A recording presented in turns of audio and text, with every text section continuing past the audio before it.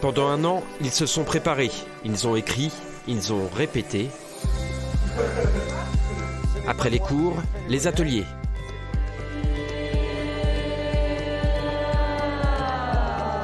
Ils ont franchi les sélections, la demi-finale, des réussites et des échecs. Une à une, ils ont passé les étapes de la finale. Petite campagne. Ils étaient 27, ils ne sont plus que 2, Diarietou et Mathis.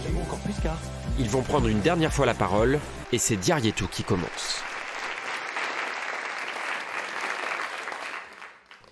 Quand j'ai annoncé à quelques membres de ma famille que j'allais participer au concours d'éloquence, une personne en particulier m'a dit « Sérieusement, concours d'éloquence, pour faire genre. L'éloquence, c'est juste pour faire genre, c'est parler pour rien dire. » Bien évidemment, si je suis là, c'est parce que je ne suis pas d'accord. Je ne crois pas à une parole qui vaut rien, mais à l'inverse, je crois que rien ne vaut une parole. L'éloquence, c'est une manière de réveiller le monde. Diarietou capte l'assemblée avec des mots choisis. Mathis, lui, fait tout le contraire. Il improvise. C'est devenu sa marque de fabrique. Si je vous dis que j'ai rien préparé, vous n'allez pas me croire.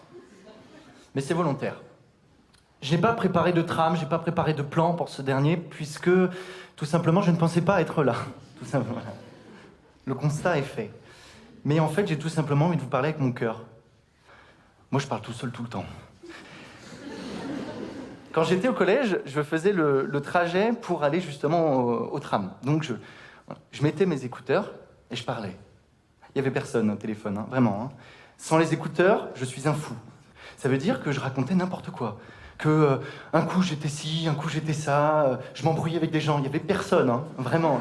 Je m'embrouillais au téléphone, sans le téléphone, sans le rôle même du téléphone. Et ce concours, eh ben, il m'a donné un public. Vous.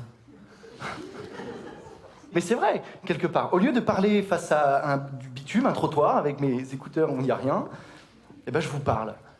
Au fil de la soirée, se révèle son plaisir de la scène. Un plaisir qu'il transmet au public. Je vous remercie. Notre deuxième finaliste, Mathis.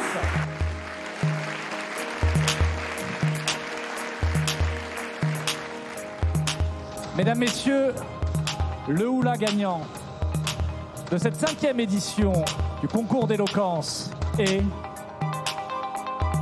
Mathis. Il a gagné le concours, mais chacun a gagné en confiance. Et tous se sont dépassés. Surtout, ils ont noué des liens au-delà de l'éloquence. Merci beaucoup, j'aimerais inviter